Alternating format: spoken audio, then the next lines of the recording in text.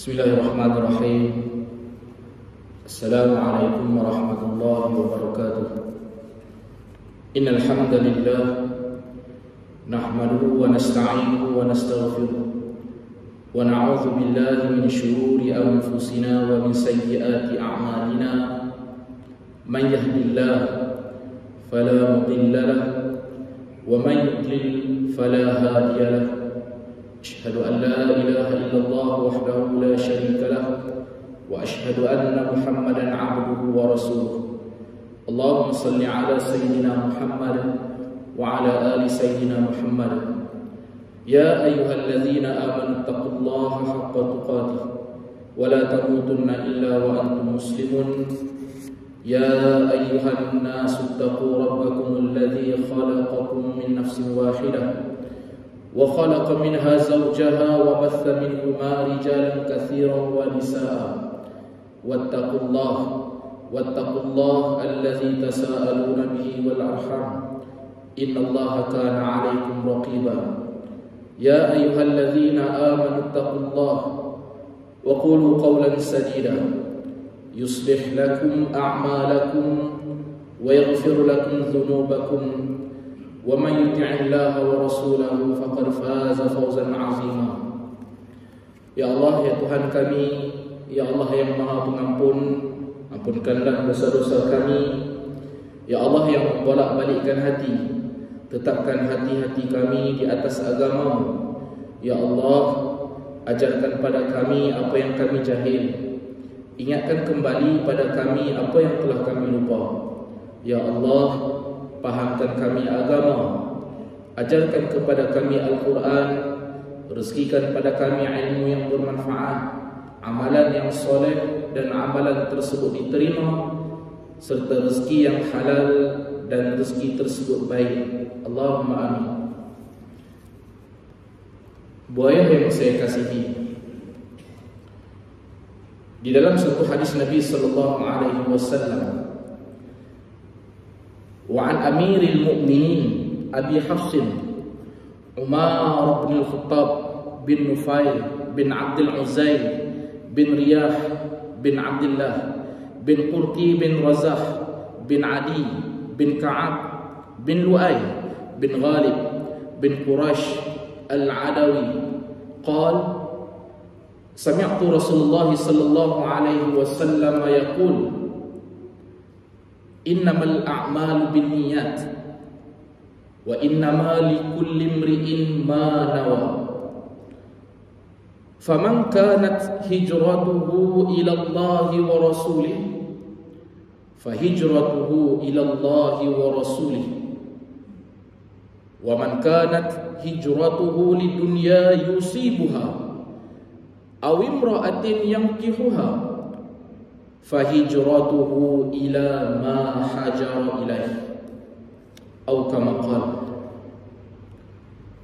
Daripada Amirul Mukminin Abu Hafsin Umar Ibn Khattab katanya,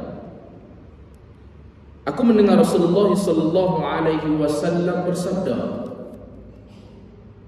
kata Nabi, hanya sah segala amalan itu dengan berniat. Dan sesungguhnya setiap orang akan mendapat sesuatu berdasarkan niatnya. Siapa-siapa yang berhijrah dengan niat kerana Allah dan Rasulnya, maka hijrahnya itu diterima oleh Allah dan Rasulnya. Dan siapa-siapa berhijrah kerana dunia yang dicarinya atau kerana wanita yang akan dikahwininya, maka hijrahnya itu akan menghasilkan sesuatu selaras dengan niat hijrahnya itu.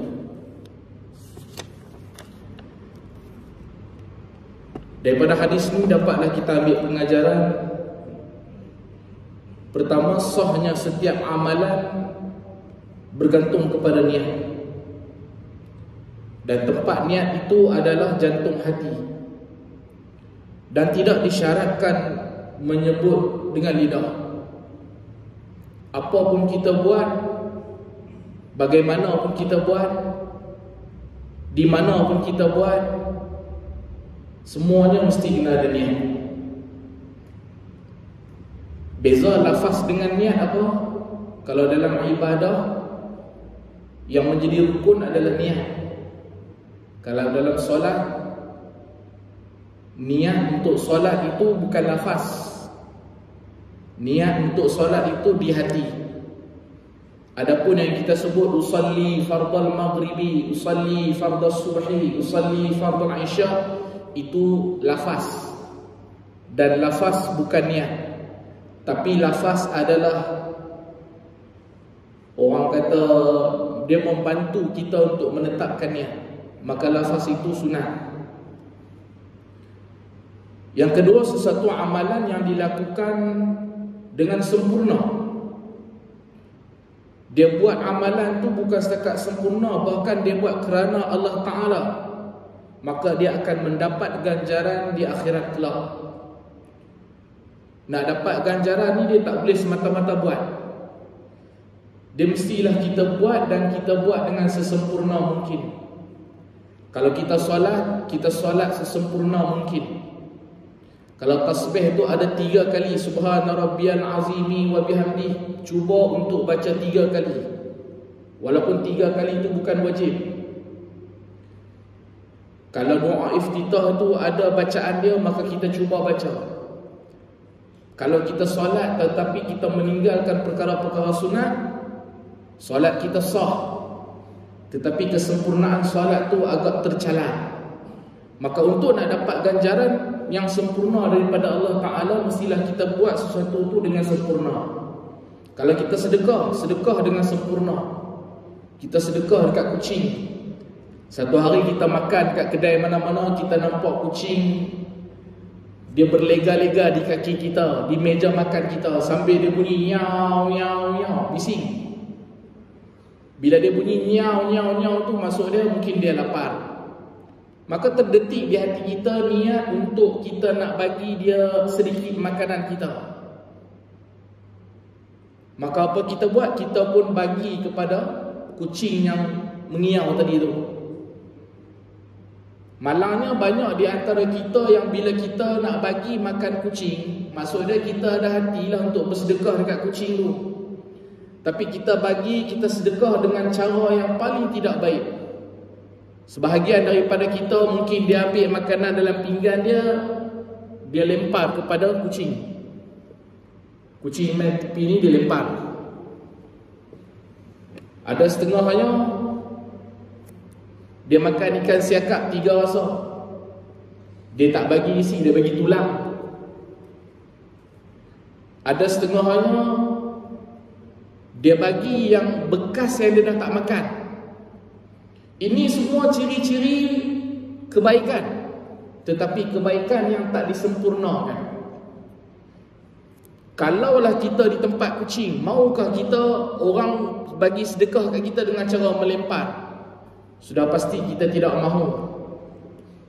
Kalau kita sebagai kucing, mahukah kita diberi makanan yang sisa? Sudah pasti kita tak mahu. Dan kalaulah kita di tempat kucing, mahukah kita diberi tulang sedangkan isi oleh makan? Maka bila kita bagi macam tu, kalau kita pun tak mahu buat macam tu, kita jangan buat dekat kucing macam tu. Tindakan bersedekah memberi kepada kucing itu tindakan yang terpuji. Itu menandakan kita ada empati. Empati ni apa? Empati ni dia ada rasa. Dia ada rasa. Rasa ihsan, rasa kasihan. Tetapi rasa yang ada tu tak cukup dengan semata-mata rasa. Dia mesti rasa itu dilaksanakan, dan kita laksanakan. Dan laksanakan tu dia tak boleh semata-mata laksana. Dia kena laksana dengan sempurna. Dan laksana sempurna tu bagaimana? Bagaimana kita nak dilayan, begitulah kita melayan. Treat others the way you want to be treated. Betul ya? Layan orang, beri pada orang, bercakap dengan orang dan sebagainya Seperti mana kita nak, kalau kita nak dihargai, maka kita kena menghargai orang. Kalau kita nak di apa-apa sajalah, pastikan kita buat dengan perbuatan yang terbaik. Kerana apa? Kerana setiap amalan yang dilakukan dengan sempurna, kerana Allah Ta'ala akan mendapat ganjaran di akhirat kelak. Syurga bukan harga sejuta. Syurga dia tak ada nilai. Orang putih kata apa? Infinity. Infinity ni apa? Infinity tak ada bilangan yang boleh dikira. Betapa bernilainya syurga. Maka bila syurga tu terlalu bernilai, ibu ayah, cukupkah dengan perbuatan kita, amalan kita yang kita buat baik tapi kita tak buat dengan sempurna? Apakah cukup? Tak cukup. Maka bila tak cukup, tapi hati kita, dalam doa kita, dalam solat kita, dalam tahajud kita, dan di mana-mana kita berada, kita berharap nak syurga, nak syurga, nak syurga. Mana mungkin kita dapat syurga kalau amalan kita tak sesempurna mungkin. Maka itu adalah khayalan. Sebaliknya, sebarang amalan yang dibuat untuk mendapatkan sesuatu bersifat keduniaan semata-mata tidak akan diberi ganjaran oleh Allah. Ibu ayah, sehari-harian dalam kehidupan kita, pelbagai benda kita buat. Kalau kita perhatikan, kalau kita nilai, kalau kita semak, majoriti, kebanyakan perkara yang kita buat tu, boleh kerat jarilah kita kata, kita buat ni kerana dunia. Dunia ni apa? Dunia ni selain daripada Allah Ta'ala itu dunia. Contoh, pasal kita duduk dalam masjid lah. Main masjid pasal apa? Main masjid pasal tak saja nak main masjid. Saja. Main masjid tu bagus tak? Bagus. Tapi niat tu pasal apa? Saja. Bila saja tak jadi. Main masjid kerana apa? Main masjid kerana nak bertugas. Sayang dia tu. Kalau tak bertugas, tak main dalam masjid, tak jadi pahala main masjid tu. Main masjid waktu maghrib pasal apa? Oh, tak tahu, rasa macam nak dengar kuliah. Nak dengar kuliah tu, bagus tak? Bagus. Tapi tak cukup. Pasal apa? Dengar kuliah mesti kerana Allah Ta'ala. Makanya ibu ayah, bila kita buat apa sahaja bertujuan selain daripada Allah Ta'ala, semuanya tak terpakai. Siapa pun kita, bagaimana pun kita, di mana pun kita. Benda ni berlaku pada semua. Mai pasal apa? Datang masjid sebab apa? Nanti bini bising. Datang tu kerana nak elokkan bini bising. Datang masjid kerana apa? Datang masjid kerana cerita dia bukan kerana Allah Ta'ala. Yang kata kerana Allah Ta'ala ni apa? Oh ni kata niat ni. Niat satu benda yang kita tak boleh nak cerita. Niat ni dia ada kaitan dengan ikhlas. Dan ikhlas ni tak ada siapa pun boleh tahu ikhlas tak ikhlas. Ikhlas ni kerja siapa? Ikhlas ni kerja Allah Ta'ala. Ikhlas ni antara kita dengan Allah Ta'ala. Kita boleh mengaku kita ikhlas. Aku main masjid ni ikhlas kerana Allah Ta'ala. Aku main kuliah ni ikhlas kerana Allah Ta'ala. Aku tolong ni ikhlas kerana Allah Ta'ala. Kita boleh mengaku. Hakikat sebenar Allah Ta'ala yang tahu. Habis itu macam mana Ustaz? Semua sebab tak kena. Allah Ta'ala kata, hal yastawi allazi ya'lamu wallazina la ya'lamu. Apakah sama orang yang ada ilmu dengan orang yang tidak ada ilmu? Allah Ta'ala kata tak sama. Apa kaitan ilmu dengan ikhlas, dengan niat yang kita tengah baca ni? Ibu ayah, bila kita nak melakukan sesuatu, tidak ada sesiapa pun yang akan terlepas dari godaan dan tipu daya syaitan. Dia pakai serban besar pun dia boleh terkena tipu daya syaitan. Dia ada ilmu pun dia boleh terkena tipu daya syaitan. Dia tidak ada ilmu pun dia boleh terkena tipu daya syaitan. Dia ahli ibadah, rajin solat, rajin datang masjid berjemaah pun boleh terkena tipu daya syaitan. Dia tak rajin datang ke masjid untuk solat pun boleh terkena belitan syaitan. Makanya bagaimana nak mengelakkan tipu daya belitan syaitan ni? Cara dia dengan ilmu. Mudahnya. Ya. Mudahnya di mana? Mudahnya apabila kita nak buat kebaikan. Contohnya nak datang masjid, tiba-tiba datang perasaan. Perasaan apa? Perasaan riak, perasaan nak dipandang, perasaan nak dirasa nak rasa kewujudan. Perasaan nak rasa orang tengok kita. Semua tu adalah perasaan riak. Bila ada ilmu, ilmu akan bermonolog. Monolog ni apa maksud dia apa? Monolog ni kita akan bercakap dalam hati. Astaghfirullahalazim. Hang ni hamba Allah Ta'ala. Bila hamba Allah Ta'ala datang ke masjid, mesti niat kerana Allah. Tak boleh niat kerana nak orang pandang. Datang masjid ni bukan kerana takut bini, ataupun bukan kerana bini bising di rumah, tapi kerana Allah Ta'ala. Kalau hang datang ke masjid kerana orang, hang datang ke masjid, hang tak dapat apa. Kosong. Hang sangka je hang dapat pahala, tapi hang tak dapat apa. Kalau hang datang ke masjid kerana apa? Kerana bini bising di rumah, hang datang ke masjid penat saja. Makanya bila datang, bila rasa nak riak, rasa takut bini ataupun apa-apa alasan, pujuk, dia akan pujuk hati. Itu peranan ilmu. Bila kita pujuk, maka dia membantu kita membetulkan niat. Maka orang yang ada ilmu tetap akan buat salah. Tetapi orang yang ada ilmu, dia tahu bagaimana nak membetulkan kesalahan dia. Siapapun kita, apapun kita, bagaimanapun kita, pasti kita akan buat salah. Sebab Nabi dah kata dah. Nabi kata dalam sebuah hadis, Nabi kata setiap anak Adam ni buat salah. Bila Nabi endorse kita sentiasa buat salah, takkan kita nak kata dekat Nabi, tak apa, kalau macam tu kami ni dah confirm salah, kami tak payahlah buat baik. No, bukan macam tu. Bila Nabi bagi tahu dekat kita, kita memang sentiasa buat salah. Nabi nak maksudkan apa? Janganlah duduk dalam keadaan tidak mencari ilmu. Kerana apa? Salah itu hanya boleh dibetulkan dengan ilmu. Dan ilmu ni, orang yang ada ilmu, Allah Ta'ala angkat darjatnya. Apakah orang ada ilmu tak buat salah? Tidak. Orang ada ilmu pun buat salah. Tetapi orang yang ada ilmu, bila dia buat salah, dia tahu nak membetulkan kesalahan, kesilapan dia. Dia tahu nak kembali ke pangkal jalan. Adapun orang yang tidak ada ilmu, dia tak tahu bagaimana dia nak repair, bagaimana dia nak patah balik. Maka sebab tu Allah Ta'ala kata, hal yastawi allazi ya'lamun wal ladzina la ya'lamun. Ketiga, niat hanya dikehendaki bagi amalan kebajikan sahaja.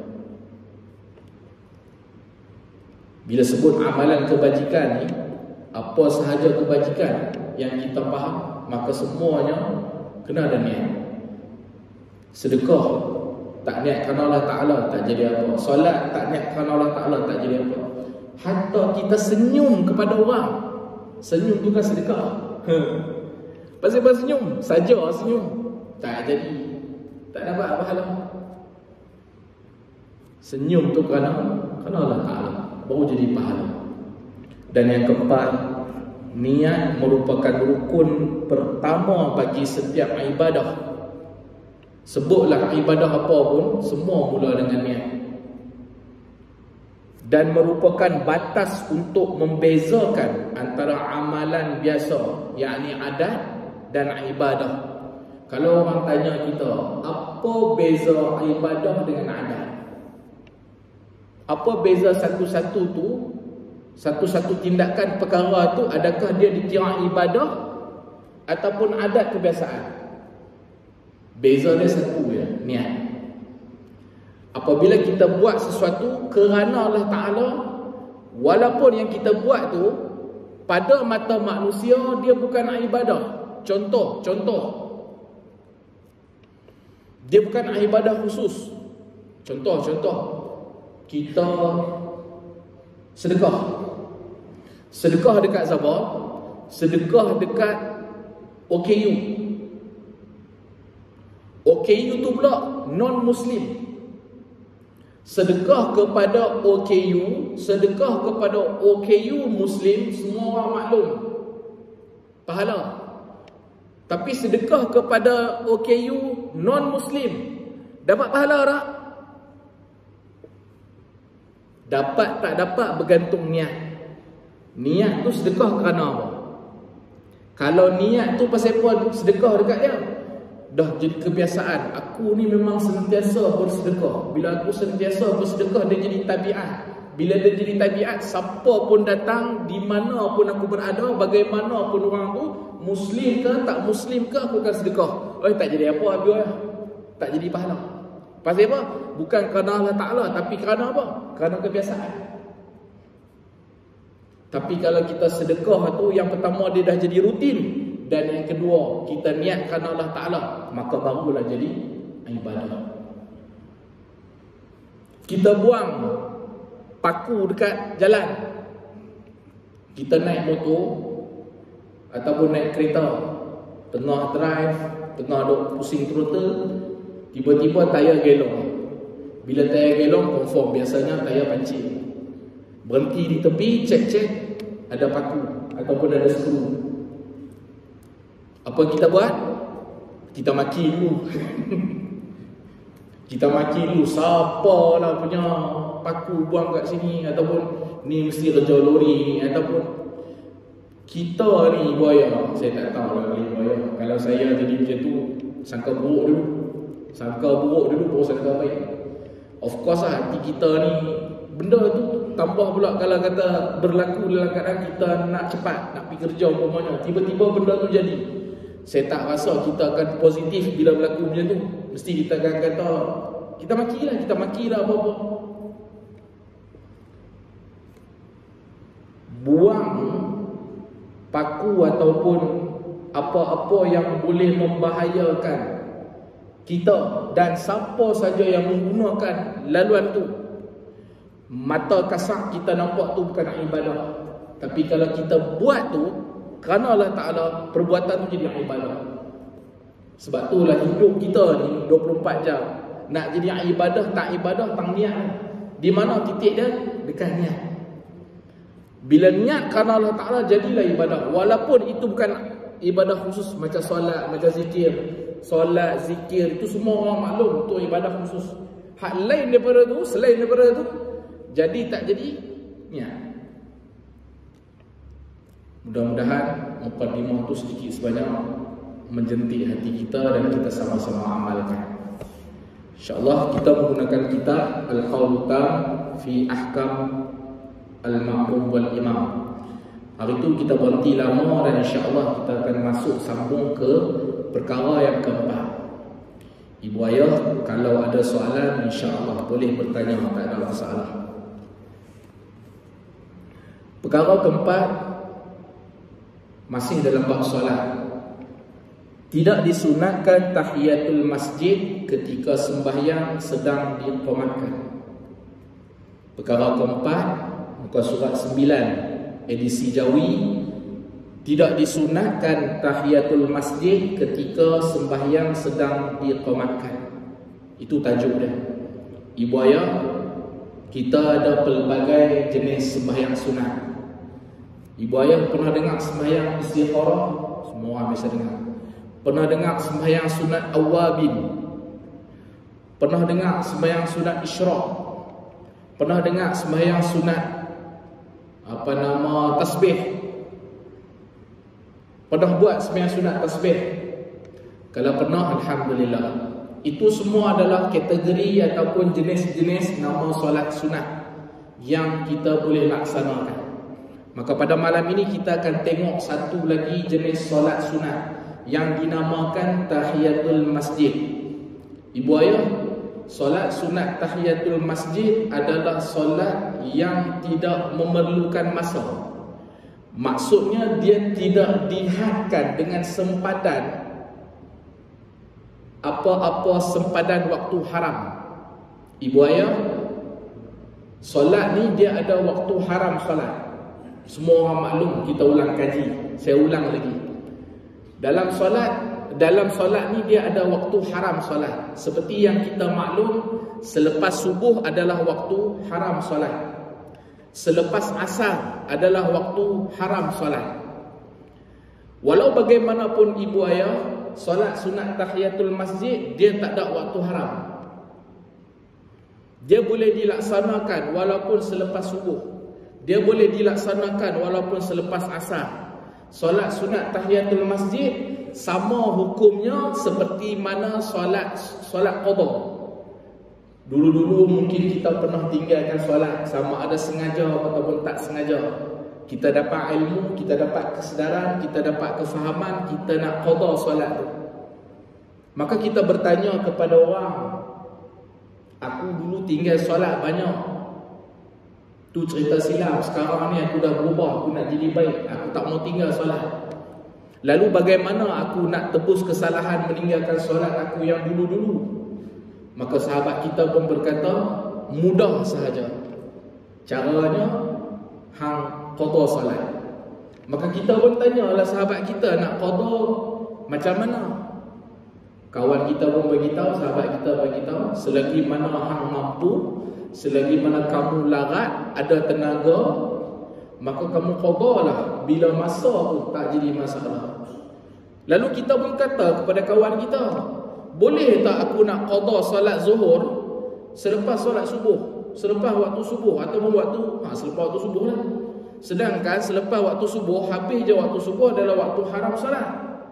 Kawan kita pun kata, boleh, tak jadi masalah. Boleh tak aku nak qada solat isyak pukul 8 pagi? Boleh, tak ada masalah. Boleh tak aku nak solat subuh, nak qada solat subuh waktu jam 5 petang? Boleh tak? Boleh. Makanya ibu ayah, solat sunat tahiyatul masjid dengan solat qada solat adalah solat yang tidak terikat dengan waktu haram. Boleh. Solat sunat tahiyatul masjid ni ibu ayah, di mana nak dilaksanakan? Sekarang ni kita ada masjid. Selain daripada masjid, kita juga ada surau yang didirikan solat Jumaat. Kita juga ada yang dinamakan surau tapi tak didirikan solat Jumaat. Kan ada 3 jenis tempat solat.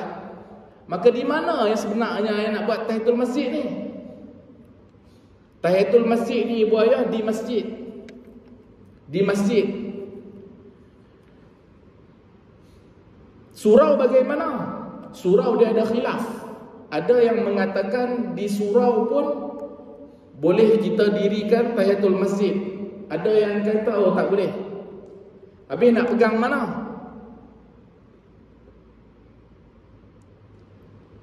Buatlah di masjid, itu lebih selamat.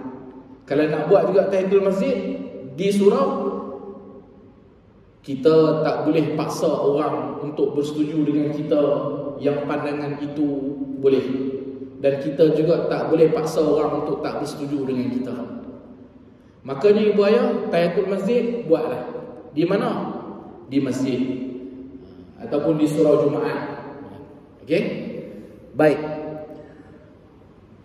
Jika seseorang itu masuk ke dalam masjid dan tukang qomat sedang berqomat, Pak Abu datang solat maghrib, sampai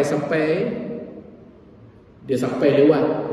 Bila Pak Abu sampai ke masjid, Tok Bilal kita sedang qomat. Itu situasi dia. Maka tidaklah disunatkan ia bersembahyang sunat tahiyatul masjid. Maka apabila Pak Abu datang dan Bilal kita sedang qomat, Pak Abu tak disunatkan untuk solat sunat tahiyatul masjid. Ustaz, bukankah solat sunat tahiyatul masjid itu sunat? Kenapa situasi ini tak disunatkan untuk solat sunat tahiyatul masjid? Kerana tidak semua perkara sunat itu boleh dilakukan sesuka hati kita. Kita faham benda sunat ni baguslah buat kan? Betul, itu satu sudut. Tapi benda sunat kalau buat bukan pada tempatnya, bukan pada masanya, bukan pada situasinya, maka benda sunat tu tak jadi sunat dah. Silat-silat dia boleh jadi makruh, silat-silat dia boleh jadi haram. Pegang Quran sunat dah, sunat. Pegang Quran bawa masuk dalam tandas.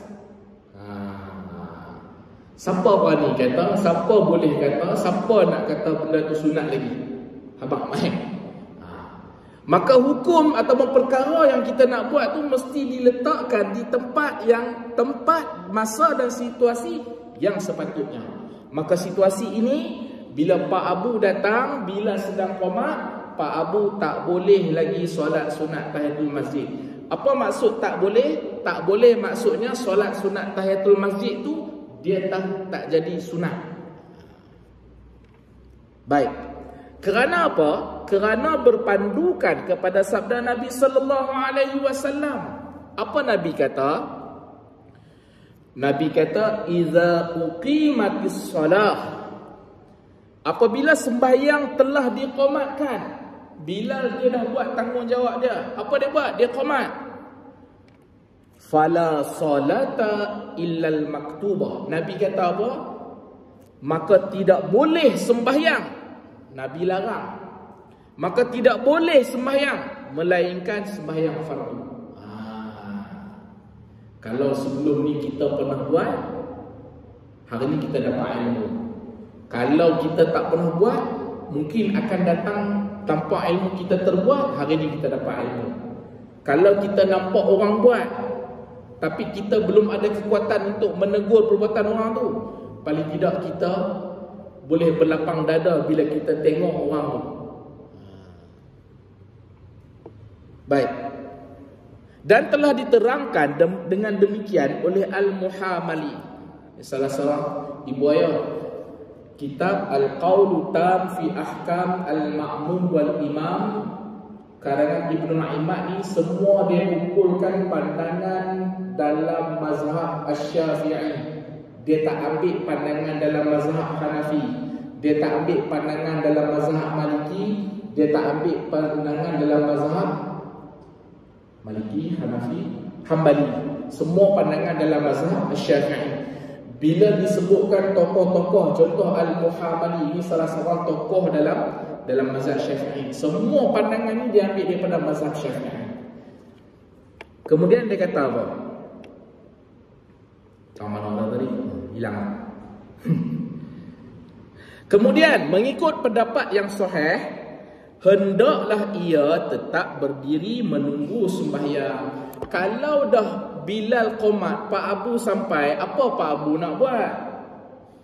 Kitab kata, apa yang Pak Abu kena buat adalah hendaklah ia tetap berdiri menunggu sembahyang. Tak perlu sembahyang sunat, berdiri pacak.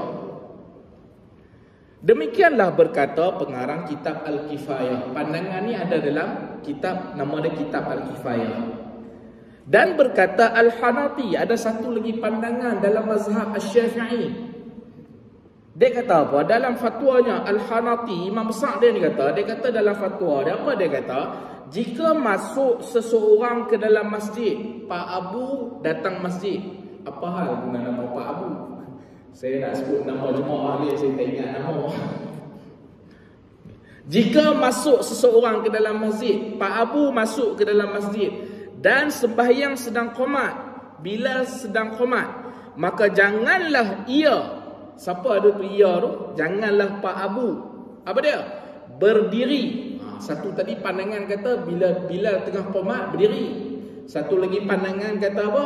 Jangan berdiri. Habis nak buat apa? Bahkan hendaklah ia duduk. Imam Al-Hanafi kata bila Pak Abu sampai tengah qomat, Pak Abu duduk. Dan apabila selesai daripada qomat, barulah ia bangkit semula untuk bersembahyang. Daripada ayat ni kita boleh faham, yang pertama, yang tak sunat adalah solat sunat. Yang kedua, siapa nak duduk boleh, siapa nak berdiri boleh. Dan yang ketiga, daripada sini kita faham, dia juga tak bagi kita bersembang. Baik, selesai. Perkara yang kelima, janganlah makmum bangkit berdiri sehingga imam keluar.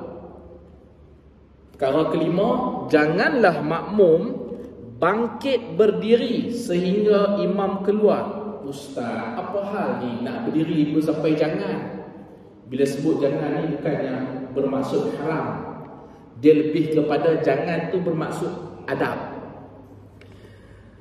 Janganlah makmum bangkit berdiri sehingga imam keluar. Kita tengok uraiannya. Para makmum hendaklah jangan bangkit berdiri sehingga imam itu keluar daripada tempatnya. Bila kita nak bangun untuk solat, bila kita nampak imam dah ada, itu secara teorinya, secara orang kata SOP-nya, Standard Operating Procedure kita nak solat. Sekalipun sembahyang itu telah selesai diqamatkan, lagi mana tak nampak imam, jangan siapa pun keluar, jangan siapa pun bangun, jangan siapa pun berdiri. Ingat, jangan ni bukan bermaksud haram. Jangan ni bermaksud dari sudut prosedur dah. Okey? Kerana apa? Kerana berpandukan kepada sabda Nabi sallallahu alaihi wasallam. Larangan ni bukan larangan saya, bukan larangan pengarang kita, tapi Nabi yang bagi tahu. Apa Nabi kata? Nabi kata, "Iza uqimatis solah." Apabila sembahyang telah diqamatkan,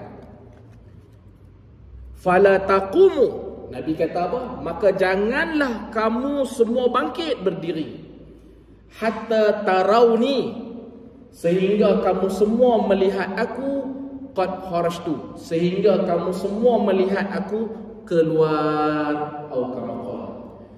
Ni zaman Nabi. Okey, ini yang Nabi ajar dekat para sahabat. Kita macam mana? Dan dinakalkan pada Syarah Al-Muhazzab. Ni salah satu nama kita.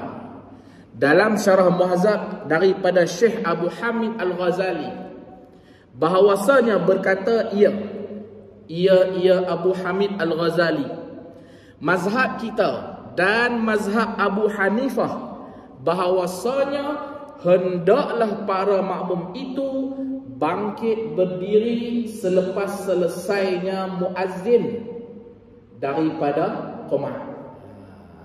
Saya ulang sekali lagi. Mazhab kita mazhab apa? Kita mazhab Syafi'i lah. Mazhab kita dan mazhab Abu Hanifah, bahawasanya hendaklah para makmum kita lah, bila nak bangkit berdiri selepas selesainya muazzin, Bilal kita lah, selepas selesainya Bilal daripada qamat. Bila qamat baru bangkit. Dan berkata Imam Nawawi kata apa pula? Dan pendapat ini sesungguhnya muskil, keliru. Kerana apa? Kerana menyalahi dengan hadis idza uqimatis shalah fala taqumu hatta tarawni qad kharajtu. Imam Nawawi kata kalau Abu Hamid Al-Ghazali, Syekh Abu Hamid Al-Ghazali kata bangun ketika mana selesai Bilal qamat, Imam Nawawi sanggah pandangan Imam Abu Hamid Al-Ghazali. Imam Nawawi kata apa? Tu dah kontradik, bercanggah dengan apa yang Nabi kata. Nabi kata jangan bangkit, jangan keluar, jangan bangun sehinggalah kamu nampak aku. Nabi tak kata bangun ketika mana selesainya qamat. Nabi tak kata. Nabi kata nampak aku baru bangun. Nak cerita apa? Bangun tak bangun, dia bergantung kepada kita. Kalau kita ni lambatnya bergerak kerana faktor usia, sakit lutut, sakit pinggang, kita bangun dah awal sikit. Sebab apa? Takut nanti kita ketinggalan takbiratul ihram bersama imam. Tapi kalau kita yang jenis muda, cergas sikit, ataupun kuat sikit lah, ataupun kita tak ada masalah kesihatan, maka kita lewatkan sikit bangun pun tak jadi masalah. Sebab apa? Larangan ini bukan larangan berbentuk haram, tapi lebih kepada adab. Dulu Nabi buat dekat sahabat, sekarang Nabi dah tak ada. Okey, maka kita nak pegang macam mana? apa yang kita buat selama ni tu dah betul dah. Cuma kita dapat hari ni, kita dapat ilmu. Rupanya zaman Nabi, lagi mana Nabi tak ada. Mungkin sebab apa? Sebab apa? Zaman Nabi je yang akan jadi imam. Nabi berhenti lah. Nabi imam ketika imam yang menjadi imam ketika zaman Nabi, selain daripada Nabi siapa? Abu Bakar. Sayyidina Abu Bakar. Itu pun bila Nabi dah sakit. Makanya memanglah Nabi kata, kalau hampa tak nampak aku, apa janganlah bangun lagi. Kalau tidak, hampa akan tunggu. Maksud dan Nabi nak elakkan sahabat-sahabat tertunggu-tunggu. Tapi kita tak sama dah sekarang ni. Kita kadang imam kita tak sampai, imam kita dah ada dah. Ataupun kadang imam kita memang dah ready dah. Jadi kalau kita buat lambat, tunggu lagi, mungkin saja kita akan terlepas takbiratul ihram bersama imam. Kerana apa? Kerana takbiratul ihram bersama imam tu fadilat dia sangat besar. Sangat besar. Baik. Selesai. Masuk dalam waktu. Ibu ayah, kita berhenti setakat tu. Saya nak bagi masa untuk ibu ayah tanya soalan, tapi masuk dalam waktu. InsyaAllah minggu depan kita sambung dekat perkara yang ke-6. Perkara yang ke-6, makruh sembahyang sunat atau sujud tilawah selepas qomat atau hampirnya. InsyaAllah minggu depan kita tengok sujud tilawah itu apa dan bagaimana. Dan selain daripada sujud tilawah, apa lagi yang ada berkaitan sujud. Wallahu a'lam. Salah silap saya mohon ampun dan maaf. InsyaAllah minggu depan saya buka soalan. Minggu ni tak sempat buka soalan. A'udzubillahi minasyaitonirrajim. Bismillahirrahmanirrahim. Alhamdulillahirabbil alamin wassalatu wassalamu ala asyrafil anbiya'i wal mursalin wa ala alihi washabbihi ajma'in. Allahumma faqihna fid din wa 'allimna ta'wil. Allahumma rzuqna fahman nabiyyin wa hifdzal mursalin wa ilhamal malaikatil muqarrabin. Rabbana atina fid dunya hasanah fil akhirati hasanah wa qina 'adzabannar. Walhamdulillahirabbil alamin. Assalamualaikum warahmatullahi wabarakatuh.